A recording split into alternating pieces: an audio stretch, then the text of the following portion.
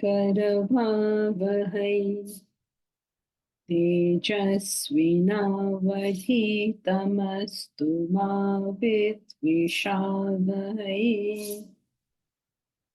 ॐ शान्ति शान्ति शान्तिः।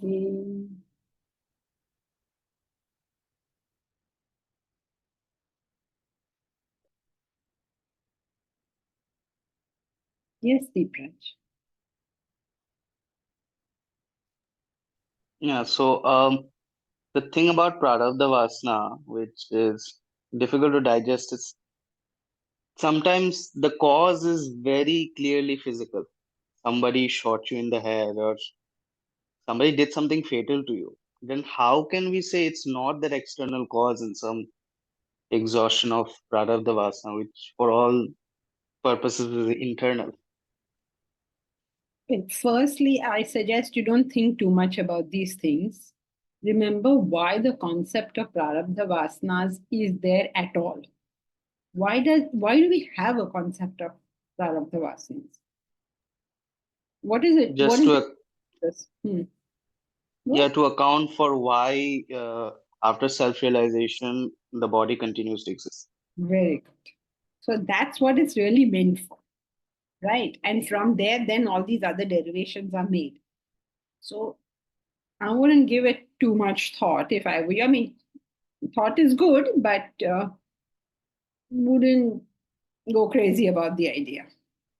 However, in answer to your question itself, uh, the thing is, there is no cause that you actually see where every single person who underwent that particular cause found death. There are people who jumped out of an airplane and not died without a parachute, of course. So, it's almost miraculous, right? You've heard of miraculous escapes. People who are in an impossible situation, they have to die, but they didn't. All sorts of things happened. They landed on hay. In this case, was a fighter pilot in the war, and his plane caught fire, and then there was ammunition in the thing, and since he was a gunner, he was behind, and there's no place there, so he could wear he had not worn his parachute. The plane was on fire. He tried to go to the parachute. That entire thing was burning. He had no option.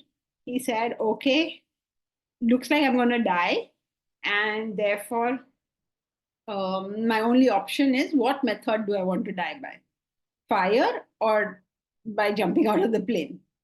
So he chose jumping out of the plane, and he jumped out. And it so happened that he fell into fir trees, and that broke his fall. And basically, by the time he reached the ground, other than a little bruise, he just got up and walked off.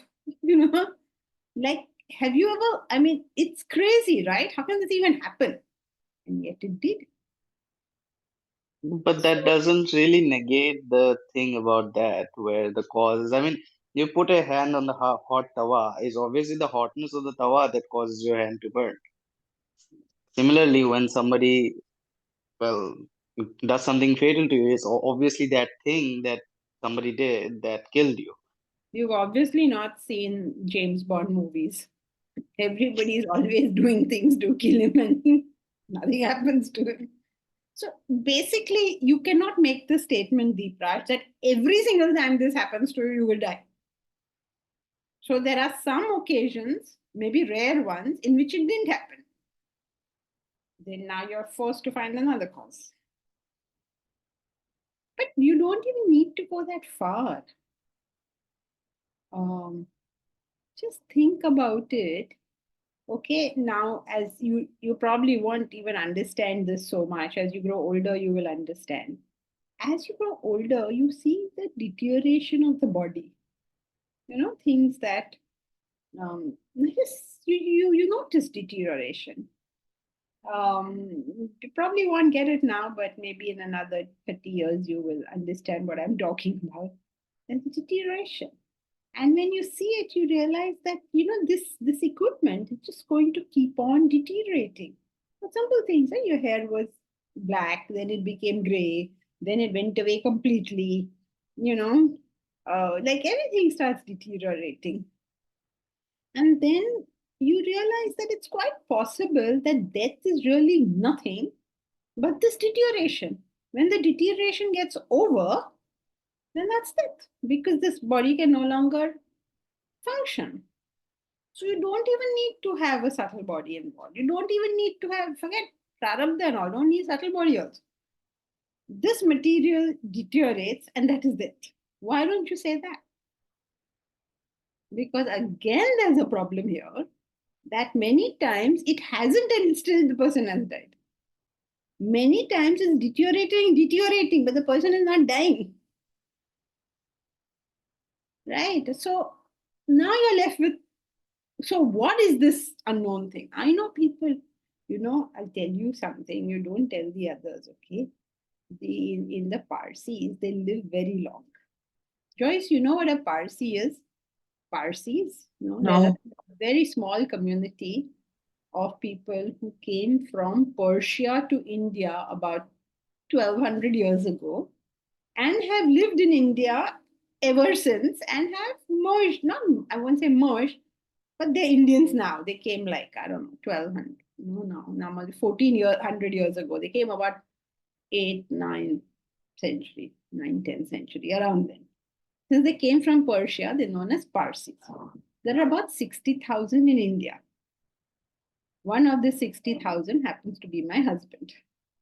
Okay. So there are 60,000, not too many. In fact, they're such a small community that the government of India spends money to have this community grow. In a country where they're spending money to make sure that nobody has children, they may spend money so that Parsis have children. They have like a whole, I don't know what around it. Right now, think about this.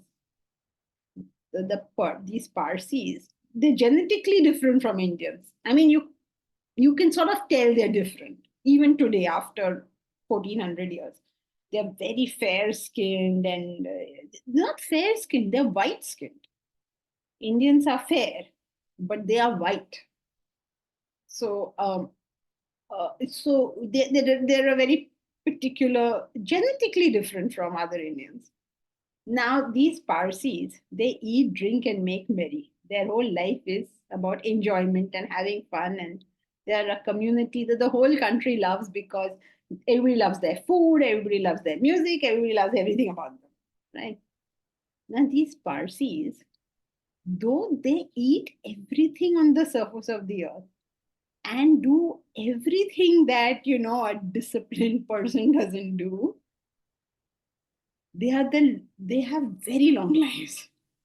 I mean, they really live long. I mean, becoming 90s, hundreds is just normal life for them. Right? I mean, all the others who know Parsis. Bhavna, you know what Parsis are? Yes, you also know. Okay, because in North India, there aren't so many. Aditi will know, of course. Aditi, you know Parsis, right? I have Parsi friends. Yeah, we all grew up with Parsis somehow. They're the most educated, most independent, fiercely independent people. And the women don't like getting married because they can't tolerate any of those men. They say these men are stupid. So they're very, very highly educated, very fiercely independent, and they love what they call maja. Life is maja, according to them. Maja means enjoyment. Right now, these people they grow old. In fact, their numbers are maintained because they grow old. They hardly have any children. They go old and old and old. They don't die. So Deepraj, one of these people, they're so mean about them. They're saying Parsis get so old, they forget to die. Sad, no?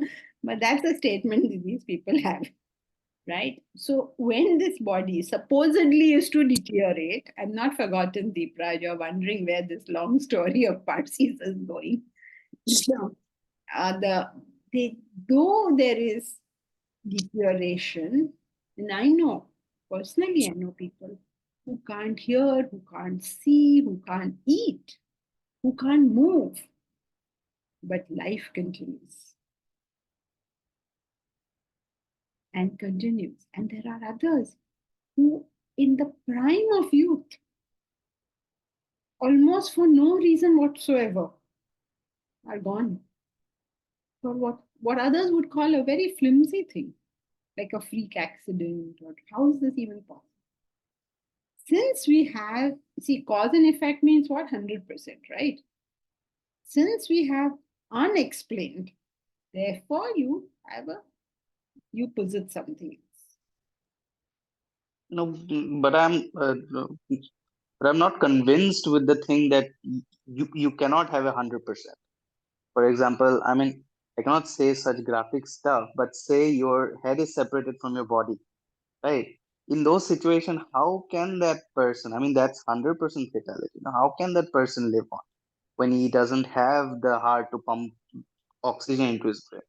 True, Now, that's true. a physical cause. Yeah, That that's a is true. physical cause.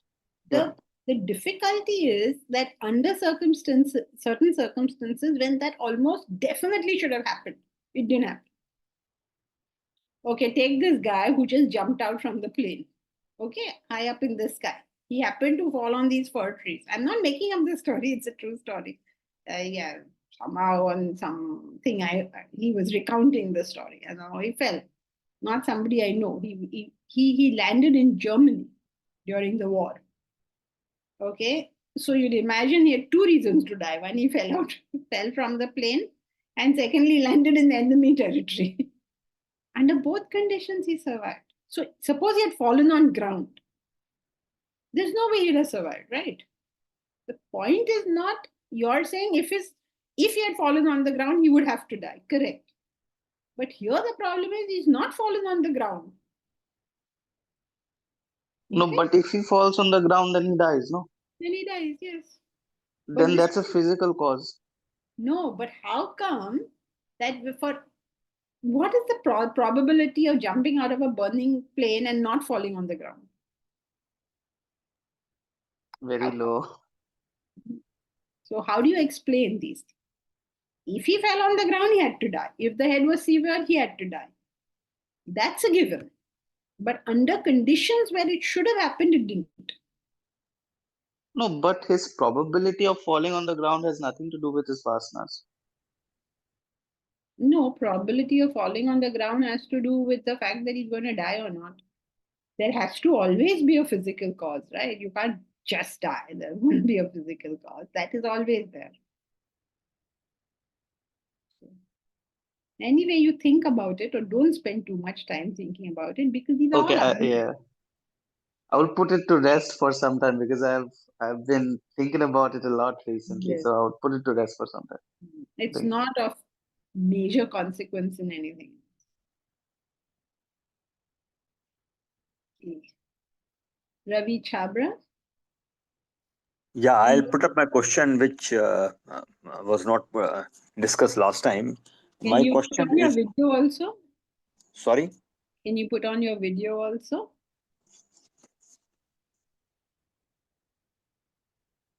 is it okay now? Yes, thank you.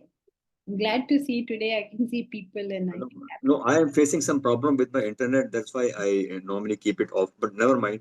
My question is that we carry our bundle of vasanas, desires, and intellect from one life to another life. So how does it happen? I mean, are we assuming that there are fixed number of people in the world, or the population is growing or staying static? So, how do we explain this phenomena? Thank you. Firstly, we don't carry our vasanas. There is no we. No, when I say carry means what is understood by me, which may be wrong, is that we have got X amount of desires, and we have got, let's say, Y intellect. Now, this X desire and Y intellect, that is static, which means when we get a new body or a new life, then we start from x plus 1. We don't start from 0.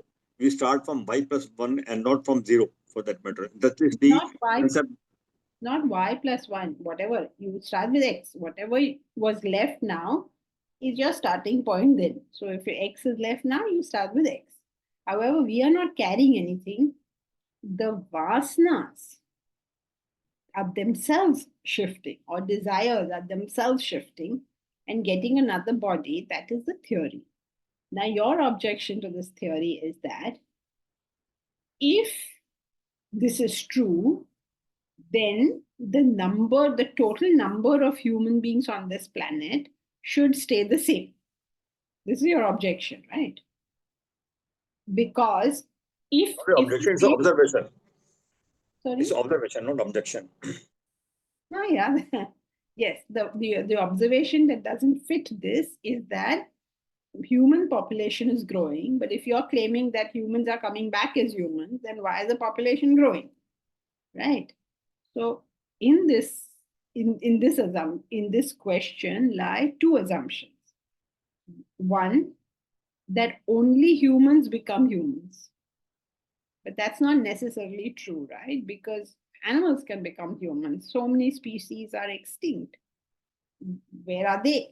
Maybe they have become humans. So many species have reduced in numbers a lot. Where are they? Maybe they are humans. You have killed all the tigers. Now you deal with the terrorists. So the assumption is only humans become humans. This is not a valid thing. We have no reason to believe this. Secondly, another assumption is that only those who are on planet Earth will be born on planet Earth. This assumption also we cannot make. If you remove these two assumptions, you can explain how population grows.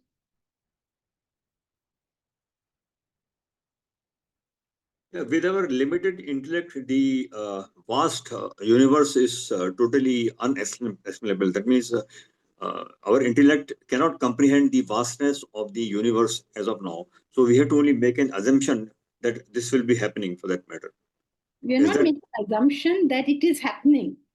We are removing the assumption that it is not happening.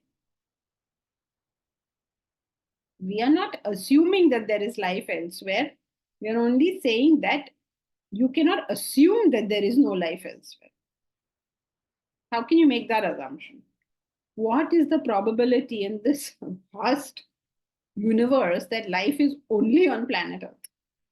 I mean, the probability of that is so remote. Imagine that there are more galaxies than there are sands on Earth. And galaxies will have how many stars and therefore planets and all of that. How can you say we are somehow so special that only we exist? This assumption we cannot make. You see, it's not asserting. It's not asserting. It's not asserting that there is life. It is not asserting that there is life. Is that clear? What it means is do not assume that there is no life. That's all it's saying. You're not saying assume that there is life. Yeah, so there is a possibility of life in other galaxy, and then perhaps whatever vasanas, desires, etc. we are having for that matter, no, they take the shape in a other body which are in the other galaxies for that matter. No? So once again, it is only a assumption. I mean, there's no theoretical proof. There's no practical proof as such for that. We are only assuming, isn't it? We are not assuming. The question is assuming that there is no life elsewhere. Since you're saying how can this number grow, the assumption is that there is no life elsewhere. So I am asking you, how did you make that assumption? Yeah, if you see from that angle, yes, one can say that there could be life in other places also. But my question remains, or the confusion remains in my mind, is that uh, what we have been given to understand is that we have certain intellect, And assuming, let's say, theoretically, if I am born, let's say, from A to B in the human form only, in the same planet for that matter. So, which means I have got 20% intellect. So, in the next body in which I take shape in the same planet, I have to make sure that my intellect grows from 20 to 21, 22 like that, not from zero. Yes, but your intellect is not continuing. Your vasanas are continuing. Okay, vasanas, let's say I have been able to subjugate, I have been able to cut down my vasana from, let's say, from 80 to 60%. So in the next janma, whatever it is, the vasanas have to be reduced from 60 to lower, not from 80, Correct. right? Yes. That is the understanding. Yes. And Aditi? Hari Om Janki ji. A little confusion. It's relatively simple, but I don't know why I'm still confused. Is that when I was thinking that can new desires be only formed if there's a dormant vasana or for it, or even if there isn't? And there isn't also. Otherwise, how is it new? If it's a dormant vasana, that means it's manifesting. So your question is really, can a new vasana be formed? If you were to claim that a new vasana cannot be formed, suppose you take that assumption, then what will happen? Think about it. You cannot form a new vasana. That means now you don't want to realize the self. Say, you will never form that vasana. So obviously you can form new vasanas. Otherwise, where's the question of development and improvement? It's just, it confused me a little bit with like a cigarette example. For example, only if you have the vasana for the cigarette, or you can develop.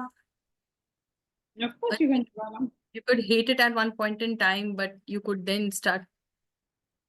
If you hate it, that means you have a dormant vasana. If you're reacting, no? Yes, yes. So there's something that's making you react. Yes. Thank you. Anvesh? Hi, Janki. My question is about self-deception, right? So I think something you said last time, I was thinking about was that, some of us are in this Vedanta track because we're trying to get away from something, or we're just finding solace or support, right? So how do we know that we're not just, I mean, I'm questioning myself. Why am I doing this because I'm getting some sort of psychological support and help, rather than actually being serious about something as lofty as enlightenment, right?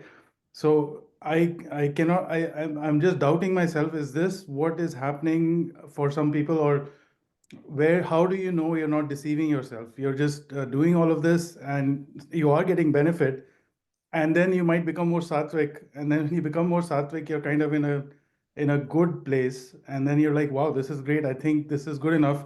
Then you go back and do other things, and then it comes down, and you're like, oh, I should go back to Vedanta again, and you do that, and then you're up again. So we keep playing this game. Can we become that, like, can we be deceiving ourselves like that, and then just get away with it? I'm worried about actually getting away with it. That would not be good. Well, it is not about whether I'm deceiving myself or not. Whether you are or you're not is immaterial. What is more important is that are you making a commitment now? See, in the past, maybe I deceived myself when I came to Vedanta. Doesn't matter what it was. What was your motivation to come here is not as important as what you're doing now. So if you're making the commitment now that, okay, I'm making this commitment, whatever I'm making, that I will finish the study of the happiness guarantee, or I will study the Bhagavad Gita, or whatever commitment you're making, or I'm going to do this till I reach enlightenment, or I'm going to do this for the rest of my life, whatever commitment you're making, that make and stick with. And that's what's important, not what made you come here, but from this moment onwards, what are we going to do? So now you've figured out that there is a chance that, when things get better, I'm going to get off the path. This is true for 90% of people. When things get better, they get off the path. And now it's almost 40 years I'm doing this. And so you can imagine how many people must have studied, right? In the past, like for the last 40 years. Like, how many people? God knows. I wouldn't even take a random guess. But where are those people now? They've come, they've sorted their problems, they've gone their merry way. It'd be great if some of them realized, but I doubt it very much that 10 5 people realize. But if, let us say, the most unusual thing, 5 people have realized, and therefore they're not coming to class. I don't mean this class, any class. Then that's fantastic. But is that a possibility? It's very unusual for there to be even one realized soul in the generation. So what's the chance of this happening? So what all of us, you and I and everybody, have to make that commitment, whatever we want to commit to, and then stick with it. So can we Because make a slightly lesser commitment? I mean, so that it's not looking like the road is, because then it sounds like you're fooling yourself a little bit, that I'm going to go all the way. But what appeals to me personally is that intellectually it's very sound. And when you reason it through and then you look through other philosophies, it's very hard to find something else as an explanation, right? So that brings you back again and again. And then you're like, okay, I mean, this makes sense. So just keep going with it. So I think I take your point of just trying to commit to something, at least if it's a smaller goal, at least commit to that. And then we'll see where it goes from there. yeah. Whatever inspires us, that is our hook. We have to stay with that. That whatever inspires us should be what we are committing to.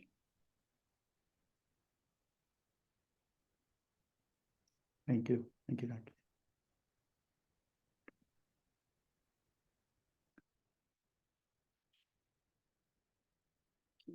There were some comments. I didn't see that.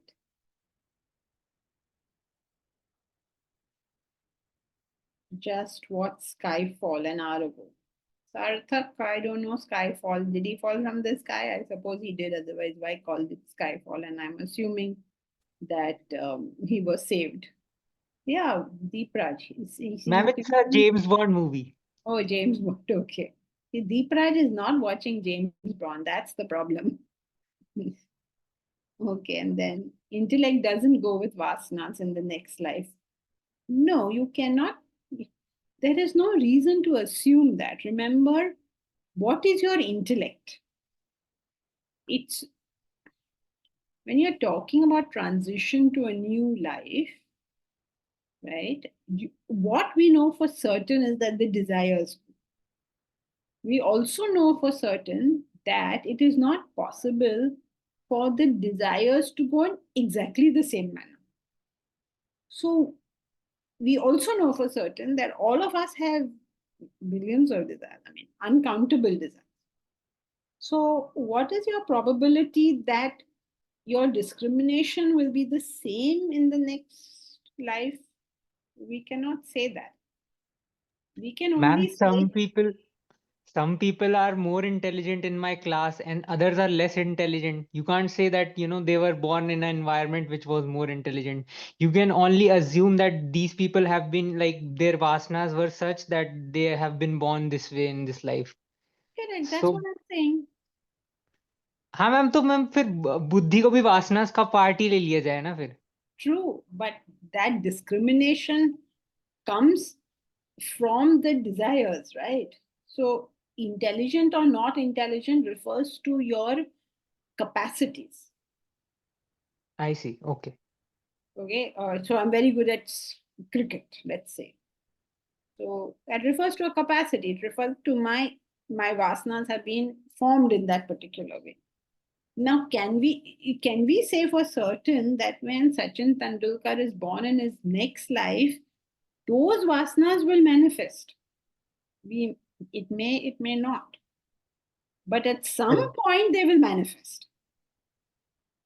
So think of it like a kaleidoscope, maybe. You've seen a kaleidoscope? Those pieces are the same, the glass pieces inside the kaleidoscope. You know a kaleidoscope, right? Everybody's familiar with that. You give it one tap and the whole picture changes.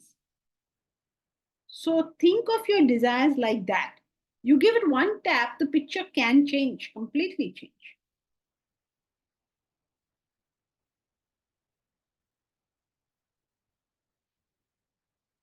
Okay. Prakash. How balanced vasanas go to next life? Root, please. I don't know the answer to that. We don't know. There's a blackout in that period. We don't know that period. What we say is that a child is born with certain inclinations and tendencies. A person dies with certain inclination and tendencies. When the person dies, you don't know what happened to those inclinations and tendencies. When the person is born, you don't know from where those tendencies have come. So Vedanta simply says, can we put these two together and say, since individuals have died with tendencies that we don't know what happened to them, and individuals are born with tendencies and we don't know where they came from, since we have a dangling cause and a dangling effect, why don't we put them together? That's why it's called theory of reincarnation.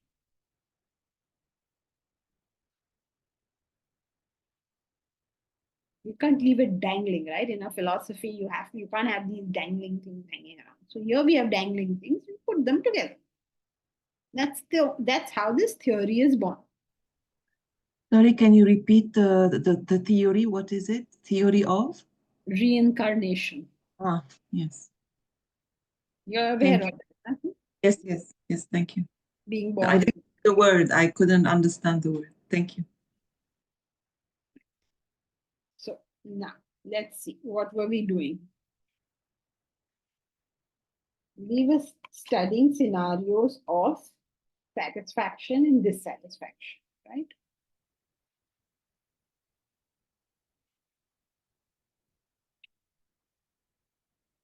Problems of dissatisfaction.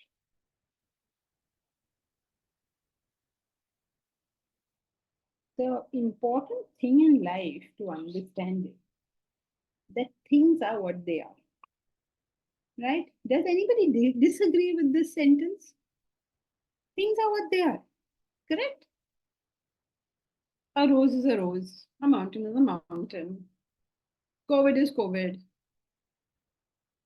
Deepraj is Deepraj. Aditi is Aditi. Even everybody can understand this, right? It is what it is. Now, if you understand this, then surely you understand that you are what you are. It's true for everybody, it's true for me also. I'm not some special thing in this world. So, therefore, I am what I am. My desires are what they are. If I don't, excuse me, if I don't get my desires fulfilled, I'm going to be unhappy. This is true for every living being, including this one. Somehow we don't seem to get it, right? We say, I want X. Should I want X? That makes no sense. It is what it is. Right? If I want it, I want it. Now, who's going to argue this with me? Who's going to convince me that I shouldn't want it? Or who am I going to convince that I should want it? Okay, some of us want to put up Vedanta University. Can anybody argue with us and say, why do you want Vedanta University? Many people do, as a matter of fact. But is it making any difference in our life? We are continuing. Hamara narabazi chal raha hai. We are off to do something. Some people think it's an idiotic thing to do. Some people think it's a wonderful thing to do.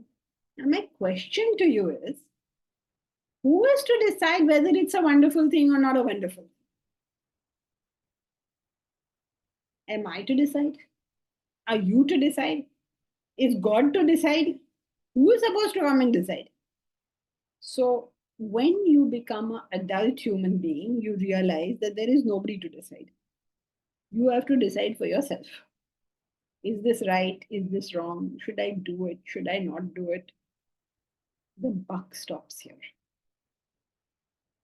Nobody in the world can tell me whether I should or should not do something.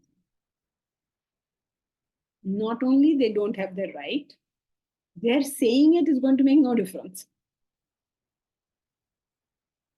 So, desires are simply a fact of life. They are, they exist. Now they are there. Ab kya kare? They need to be attended to, not judged. This is true for me and this is true for you. It's true for the whole world. We are judging our desires, we are judging other people's desires. Suppose somebody buys a diamond necklace, then you say, why does he need a diamond necklace? Why do you have a view on whether he needs a diamond necklace or not? No, he shouldn't have. So फिर बैठ कर रो. Then you sit and cry. Makes no sense, right? He should not do this, she should not do this. Let's give this up. You know why? Because it's a very cruel thing to do. When you deny somebody else their desires, you say, you shouldn't want this. This is very bad. Who are you to say that? How can you even make that statement? That amounts to cruelty. As that person's desires are as important to him or her as mine are to me. Who am I to sit in judgment? And the worst part of it is, it is easy for all of us to tell all the others that your desires are not so good. Isn't it? How difficult is it for me to say that? Now, Deepraj is studying mathematics. How difficult is it for me to say, oh, you shouldn't study mathematics? अरे मेरा क्या जाता है? Or Aditi loves music. So how difficult is it for me to say, oh, don't waste time with music. Huh? That's all useless stuff. Easy, no, for me to say. It's very easy to dismiss everybody else's desire. But it is a very sad thing to do because when you're doing that, you're harming yourself as well. You're going to do the same with your own desires and you're going to be frustrated. So when you're kind with your own desires, you'll be kind with other people's desires. Why do these youngsters need to do this? Why do the oldies need to do that? Can't we be a little kind to each other? Sarthak. Sarthak, you're back and in full form. Scriptures do have do's and don'ts as a part, even though I understand it can be cruel. Scriptures are like textbooks. Textbooks are always pertaining to a certain class. When you're a small child, you will be told do this and don't do that because you don't have any discrimination. But we are now talking about adult human beings. We're not talking about children, either physically or mentally.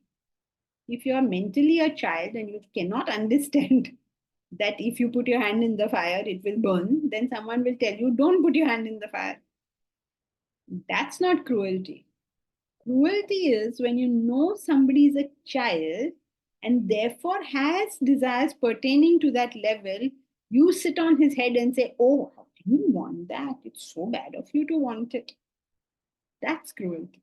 It's like telling a child you shouldn't want toys. That's cruel. So that doesn't mean the child is not told anything. You've got to get that. Anyway, at the moment we're talking about adult humans. Bharat, how would one deny one's own desires eventually? What do you mean eventually, Bharat? When you said that you dismiss others' desires, you would do the same to yourself. How does that work? you become unkind, you usually these two things go together. You are when a person is tamasic, they deny their own realities, and when they deny their own realities, they are forced to deny other people's realities too. Let me give an example. Okay, let's say there is a girl. She is interested in getting married and setting up her house or whatever this is. However, she figures out that this is all very complicated and it'll get me into trouble. Look at all these people, they're all married and they're all quarreling or something there. So, or or there's a situation, there's not enough money in the family, she's bringing up her younger siblings or whatever in the world she's doing. But she's not attending to that desire of hers, which was for marriage and whatever her desires were. So what happens is, how will she attend to this? It's a powerful force. No, she pushes it down, she pushes it down, she pushes it down. Then what happens to it? Now it's pushed down so badly that anybody touching it even slightly will get a reaction all out of proportion to what happened. For instance, she goes to Carter Road.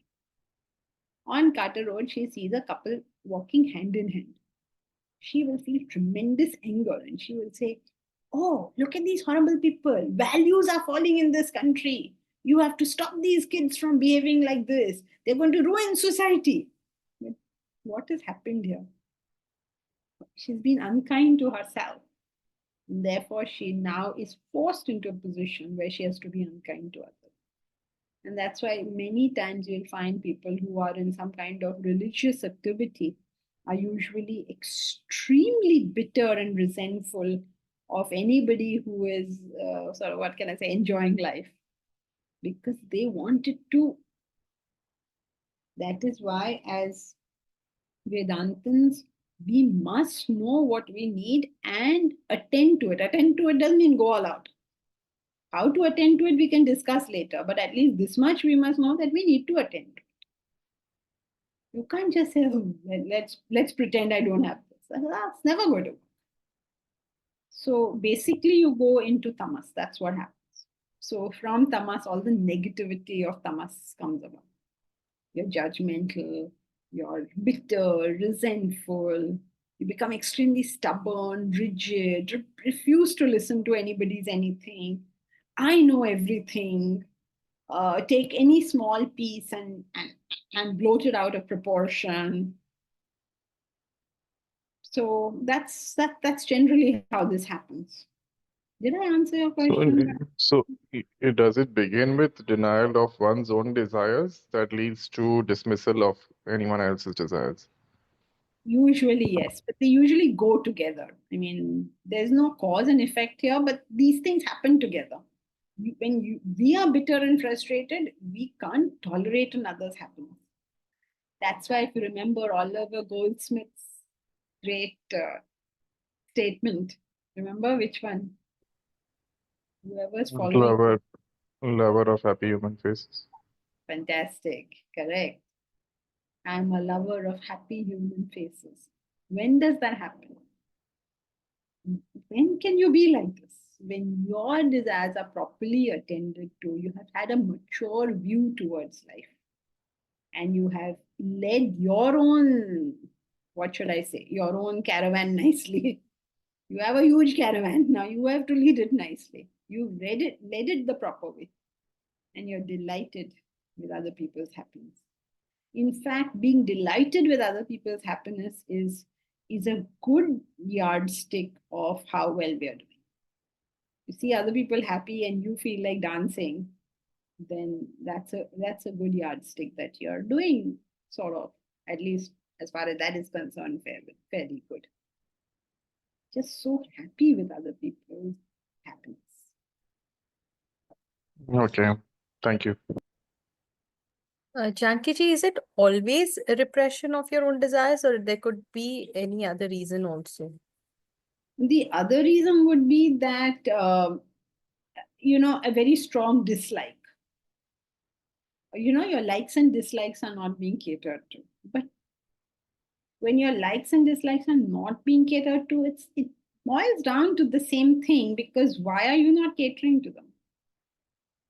Okay, we'll do it now. We're about to do it. That we can all take a certain amount of, what should I say, not getting what we want. I mean, obviously, we have to, right? Life is never going to give us everything. So we all have a band where we can take this. But if you have not taken care of the rest, then that band gets smaller and smaller. So it boils down to the same thing, that I don't like you behaving like this, and I can't handle you behaving like this because my personality hasn't been taken care of. I haven't handled my desires well. It boils down to the same thing. So in other words, the only difference is maybe I don't want that thing. I don't want that thing, but I can't handle the fact that I'm getting something I don't. That's only the slight difference, but the bottom line is the same. Thank you.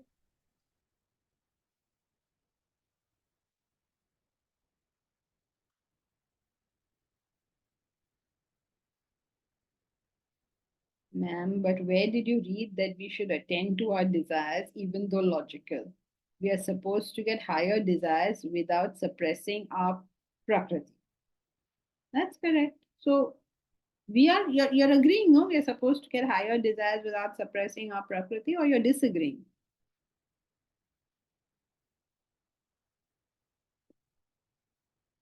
Sarkar? Ma'am, but you are saying attend to it also.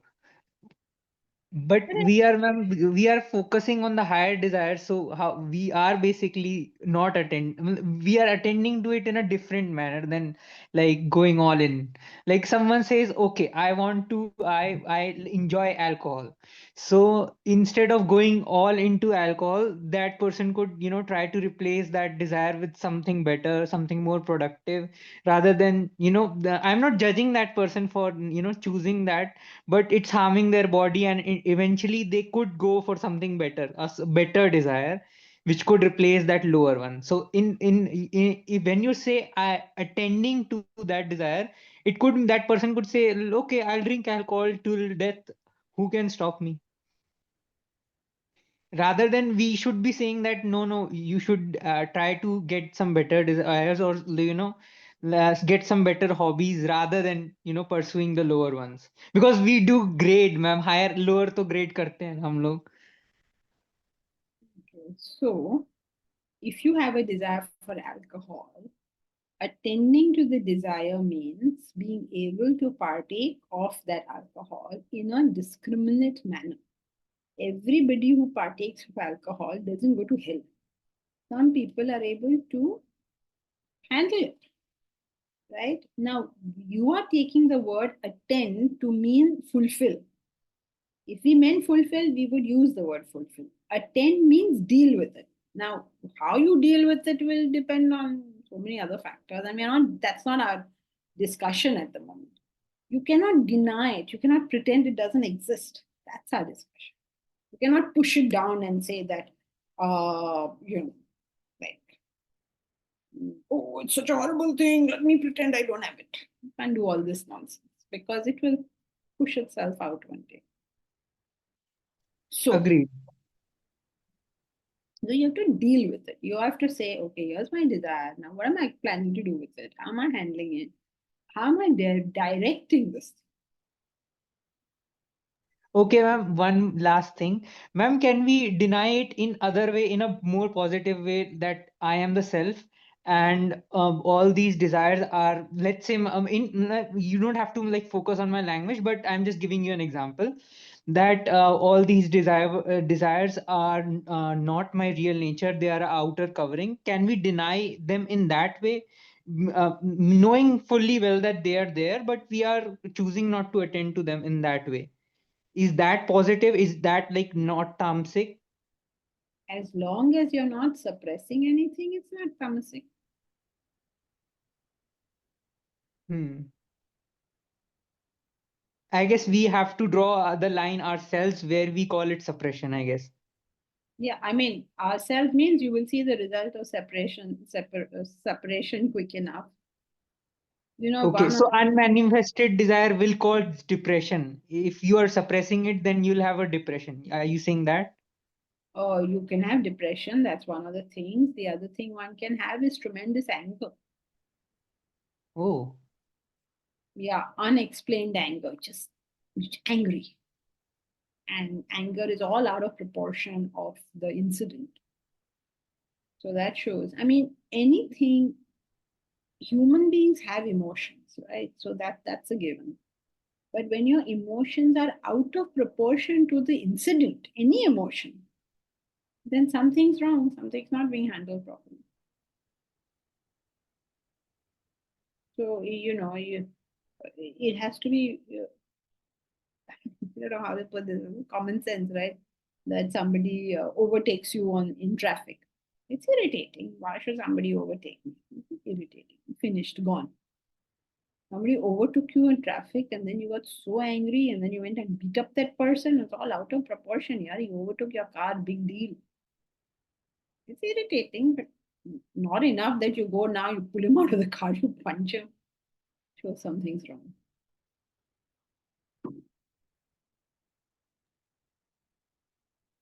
Okay. Is there anyone new in class today? No, right? Dakshata, are you our old Dakshata or new? I Dakshata, am not sure about any old Dakshata and hello, Namaste Janki ji. I've been attending your class for, I think this is my third or fourth class. all right. Okay, come. So, no, I'm only concerned because today they are not letting me continue the text. Anybody new in class will say they just tricked us. They told us they're doing happiness guarantee. Naam or nishan nahi hai is text ka yahan pe. Okay, so this is the text we're doing, and we really do it, believe it or not. So, okay, so Okay. let us at least make some attempt to do the text. So remember where we were, that it's very easy to dismiss somebody's desires, another person's desires, and that amounts to cruelty because that person is his desires. There's no human being. What is the human being? The desires. What else is the human being? If we practice this little bit of kindness, the world would be a less harsh place. If we practice this little bit of kindness, the world would be a less harsh place. If I don't want something, there's no reason why I should feel you should not want it. If I don't want to drink alcohol, why do I have a view on whether you should drink it or not? If I don't want to smoke, why should I care whether why do I have a view? I can say, I don't want to be associated, I don't want to be close to the smoke, but why should I say whether you should smoke or not? I don't have that desire and therefore I sit on your head. Not right, right? So if we practice this little bit of kindness, the world would be a less harsh place. Not having a desired object feels terrible, right? We all experience this, no? To not have anyone sympathetic to this, our very human emotion, makes it only more difficult. Yes, Uttara?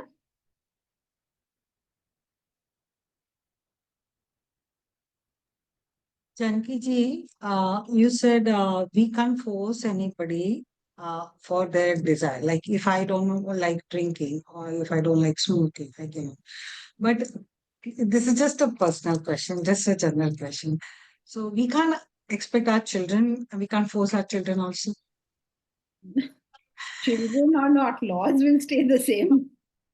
You can't force anybody anything. You can force, that's your choice. But that they will not listen is their choice. If you But want, it is also our freedom of action. We right, can force. of course you can force. And whatever action you choose, consequence you will bear. So there is no restriction on action as such. We can have our choice of action, especially for relatives or family members. Yes. Always you have, and then nobody's giving you the choice. You were born with it. Thank you. But you are also born with a joker in the pack. You can choose your action. You cannot choose consequence of that action. So therefore, you need knowledge to know consequence of the action when you're making the choice of the action. That's what we require. That okay, I make this choice, and this is what is going to be the result. I want this result, therefore I'm doing this action. But as we very well know that although we expect certain results, they never turn out to be the exactly the same way the results. So our actions, That means so we can only do I our best. expect no, improve knowledge. How can you say I heated the substance? Okay, there is water. If you heat water, it will boil. Okay. Now, if knowledge is missing, then what happens is you're applying heat, but the water is not boiling. Then you have to check what is it that I don't get. Here I am boiling, I don't know, non-water, something other than water. I'm boiling a rock and I'm expecting it to boil. It's not boiling. Or I put it in the fridge and I'm thinking that I'm applying heat. I'm not applying heat. So if I am doing something but I'm not getting the result, then I have to go back and study what is the cause and effect relationship over here. You can't keep on repeating the same action, right? Then you get the same result.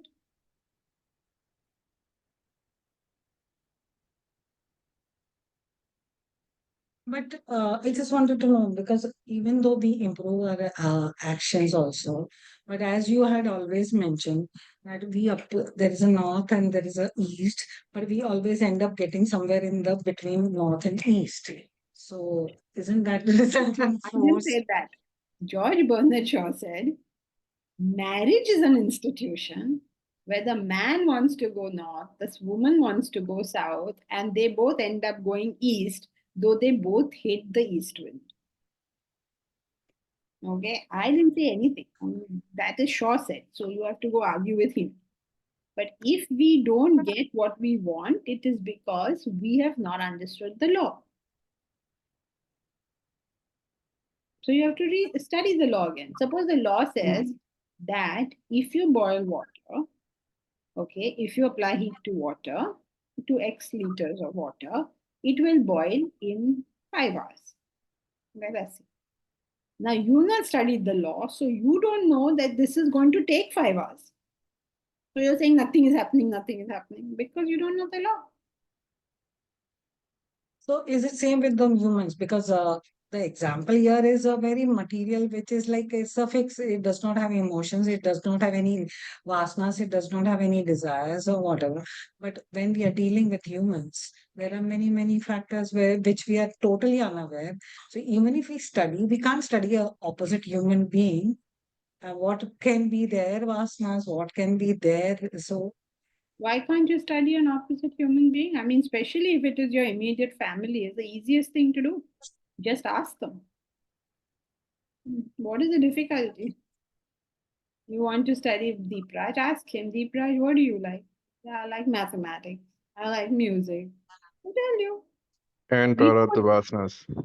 huh? And Prarabdha Vasanas. Prarabdha Vasanas, yes. He'll tell you. And see, Bharat doesn't even need to ask, he knows. So, easiest way is be attentive to what other people are saying or doing. Then you will know them. Second easiest way is ask them, they'll tell you. Nobody is refusing to tell us. We are the one refusing to ask them. but isn't it sometimes the humans themselves don't know what they want? Yes, but you have to don't ask them what do you want. Ask a better question, you'll get a better answer. It's not that they don't know, it is that they don't know how to word it. Everybody knows what they want, but they don't know how to word it. So you have to help them, you have to ask questions, you have to sit with a person you want to understand and and ask a question that they can answer. We sit with people to do what? To tell them what to do. They switch off. Sit with them and say, what is it you want? And not like, you can't even ask so directly, what is it you want? So you ask in a way that you get the answer that you're looking for. Means whatever it is you wanted to understand. Suppose you go to somebody and say, how dare you behave with me like this? Then that person is not going to explain why they behaved. They say, who do you think you are to ask? This is all gone. So understand. Watch, pay attention, watch. People are revealing themselves all the time. But we are not paying attention. Okay? Yes, thank you. Okay, so that's it for today. Hari Om. Hari Om, Hari Om. Janki. Thank you. Thank you, Janki ma'am. Hari Om. Thank Hari you. Janki Hari ji. Om. Thank you. Hari Om. Hari Om.